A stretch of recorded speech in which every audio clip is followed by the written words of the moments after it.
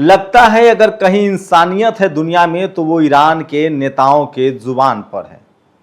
Iran के नेताओं का क्या कहना, वादे के पक्के, जबान के पक्के, और डर तो लगता है जैसे उनसे कोसों दूर है। सोचिए, खामनेई ने अपनी शहादत दी, लारिजानी मारा गया, लेकिन पजेश्कियन, ये ईरान के राष्ट्रपति हैं, पजेश्कियन के शब्दों को जब आप सुनेंगे तो आपका सीना चाक हो जाएगा। पता है पजेश्कियन ने क्या कहा है? कि इजराइल ने हजारों बच्चों को मारा है। यूनाइटेड नेशंस में यह बात खुलासा हो गया कि 40,000 से ज्यादा बच्चे मारे गए हैं फिलिस्तीन में।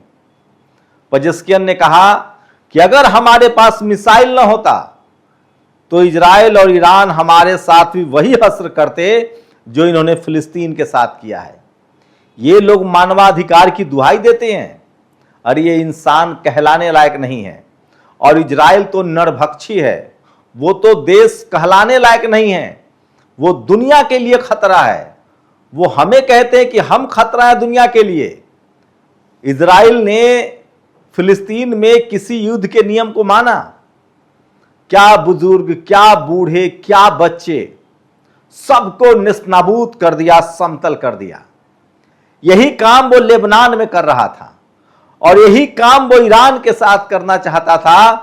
लेकिन शुक्र है कि हमारे पास ताकत है, मिसाइल है, ड्रोन है, और हमने उन्हें ये करने नहीं दिया। नहीं तो ईरान के 10 करोड़ लोगों को वो मलबे में तब्दील कर लेते और उनका इरादा था हमारे तेल और गैस पर कब्जा कर लेना। सोचिए, खामनेई की शहादत को लेकर जो कार्यक्रम होना है उसमें भारत के प्रधानमंत्री को न्योता दिया गया है। अभी भी ईरान भारत के साथ सबसे दोस्ताना रिश्ते रखना चाहता है। सोचिए, कौन लोग हैं जिसने समझाया भारत के प्रधानमंत्री को कि युद्ध से एक दिन पहले आप इजराइल चले जाओ और मदरलैंड फादरलैंड कराओ? वो कौन देश था जिसके दबाव में हमने चाबहार बंदरगाह छोड़ दिया? वो कौन लोग पॉलिसी बनाते हैं जिनके कहने पर हमने ईरान से 7 साल पहले तेल लेना बंद कर दिया, जबकि मनमोहन सिंह की सरकार तेल लेती थी? नरेंद्र मोदी की सरकार 12 साल हुए, 5 साल तक तेल लेती रही। आखिर ऐसा कौन सा दबाव आ गया भारत पर? यह बड़ा खुलासा होना चाहिए। लेकिन सोचिए, ईरान की जीत का पूरी दुनिया में जश्न मनाया जा रहा है। पूरी दुनिया को ऐसा लग रहा है जैसे वो अमेरिका से मुक्त हो गया है। पूरी दुनिया को लग रहा है कि वो चैन का सांस ले सकता है और गाहे बगाहे आए दिन जो अमेरिका डराता था, इजराइल खाड़ी देशों को डराता था, वो सारा डर खत्म हो चुका है। खाड़ी देश अब चैन की सांस ले रहे हैं। खाड़ी देशों को भी डर था कि इजराइल एक के बाद एक अमेरिका की मदद से हम पर कब्जा करता चला जाएगा। पहले उसने जगह बनाई, फिर उसने फिलिस्तीन पर कब्जा किया, फिर लेबनान पर हमला किया, उसके बाद वो यमन पर कब्जा करता, फिर वो तुर्की पर कब्जा करता। अमेरिका इराक पर कब्जा कर चुका था, लीबिया पर कब्जा कर चुका था, सीरिया पर कब्जा कर चुका था। क्या पता कल वो कतर, जॉर्डन, ओमान, बहरीन, संयुक्त अरब अमीरात, सऊदी अरेबिया पर भी कब्जा कर सकता था। अब खाड़ी देशों का भी डर पूरी तरह से खत्म हो गया है और वो आजादी की सांस ले रहे हैं। खबरें छन छन कर आ रही है। सारे के सारे गल्फ कंट्री, जो ओपेक देश जो हैं, जो तेल के सबसे बड़े भंडार वाले खाड़ी देश हैं, वो एकजुट हो रहे हैं। और सोचिए इसका असर, पाकिस्तान ने 74 रुपए तक तेल की कीमतें कम कर दी हैं। एशिया का तेल अगर एशिया के देशों को मिले, भरपूर तेल मिले, तो क्यों लोगों को अपना पैकेट कटवाना पड़े? पता नहीं हमारे देश में तेल और गैस की कीमत कब कम होगी। हमारे यहां तो नकली पेट्रोल बेचा जा रहा है।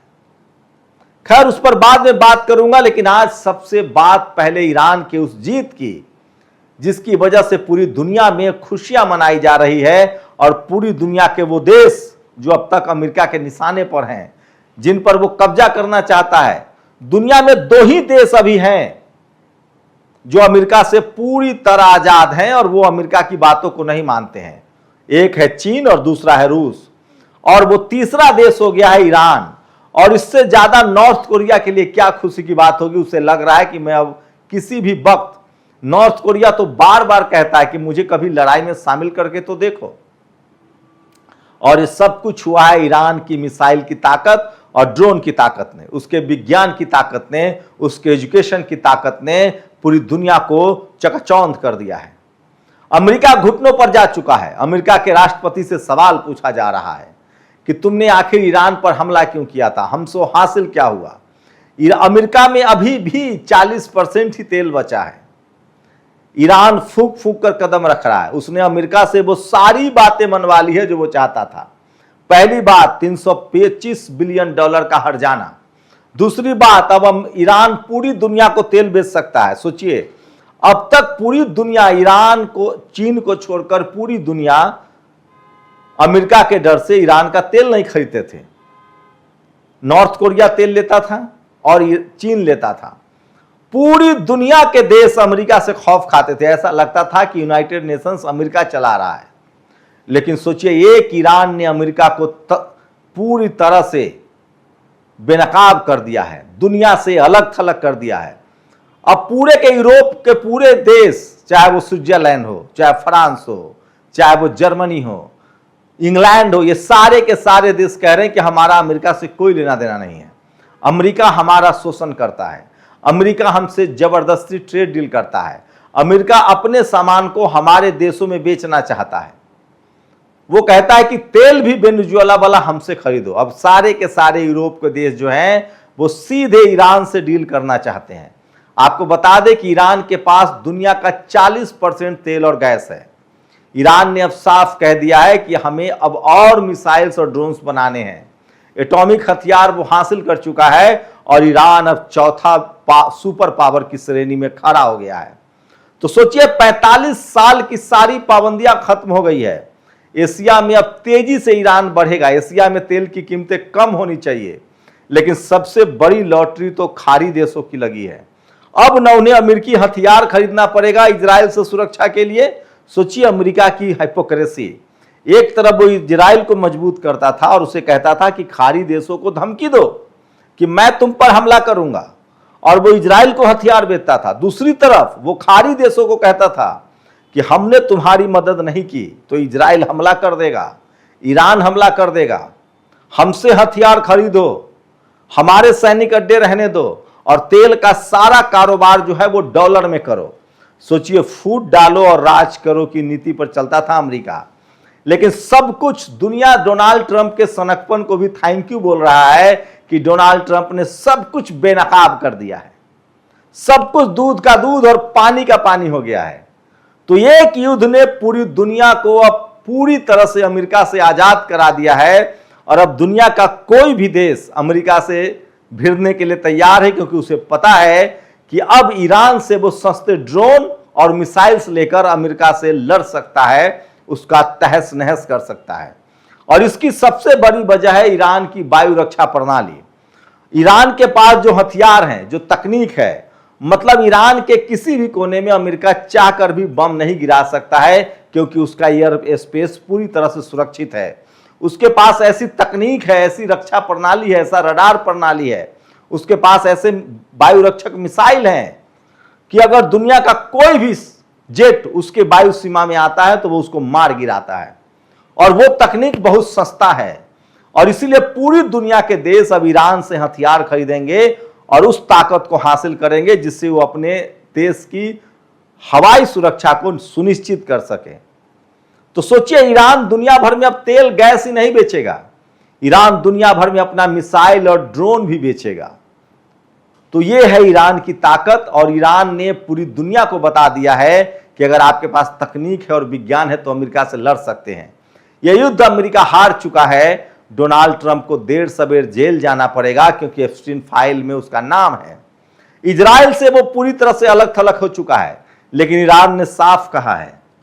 संयुक्त राष्ट्र संघ में फिलिस्तीन में जो मासूम मारे गए हैं उस पर बहस हो रही है। देर सवेर पूरी दुनिया या तो इजराइल को प्रतिबंधित करेगा, या फिर इजराइल पर हमास, हुती और हिजबुल्ला और ईरान का हमला होगा, और इस बार उसे अमेरिका नहीं बचाने आएगा, क्योंकि अमेरिका इस युद्ध में हार चुका है। तो सोचिए कितनी बड़ी खबर है। पूरी दुनिया के लोग दंग है, सख्ते में है कि ये क्या हो गया। 100 साल की अमेरिका की बादशाहत को ईरान ने धूल चटा दी, और आज पूरी दुनिया के देश राहत की सांस ले रहे हैं और पूरी दुनिया अब ईरान के साथ दोस्ती गांठने के लिए आगे बढ़ रहा है। और वही ईरान बार बार भारत के लिए अपना दोस्ताना रवैया दिखा रहा है। फिर उसने प्रधानमंत्री को न्योता दिया और कहा है कि हमेशा से भारत के साथ हमारे अच्छे ताल्लुकात रहे हैं और हम उसको कंटिन्यू करना चाहते हैं। सोचिएगा जरूर उन भक्तों के बारे में जो बेंजामिन नेतन्याहू और डोनाल्ड ट्रंप को अपना रिश्तेदार बताते थे। वो डोनाल्ड ट्रंप कह रहा है कि भारत को $500 बिलियन का ट्रेड डील करना पड़ेगा और अचार से लेकर आम तक हमसे खरीदना पड़ेगा। सोचिएगा। शुक्रिया। नेशनल दस्तक की आपसे गुजारिश है कि अगर इसको बचाना चाहते हैं तो नेशनल दस्तक को सब्सक्राइब करने के लिए रेड कलर के सब्सक्राइब बटन को दबाएं, फिर बेल आइकन की घंटी दबाएं। नेशनल दस्तक को बचाने के लिए बहुत जरूरी है कि हर खबर को शेयर करें, लाइक करें, कमेंट जरूर करें।